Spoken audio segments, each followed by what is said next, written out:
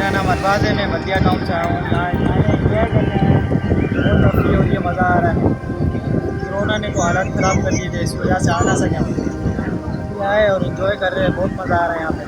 थोड़ा गंदा पानी है उधर, ये बोलते सारे हैं, यहाँ थोड़ा साफ़ है पानी, इसलिए हम यहाँ आए।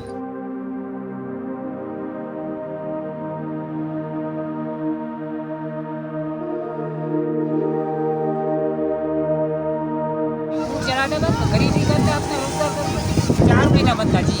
फिर अल्लाह का गुजारा होता है, टाइम पास होता है। पहले तो बंद था बिल्कुल।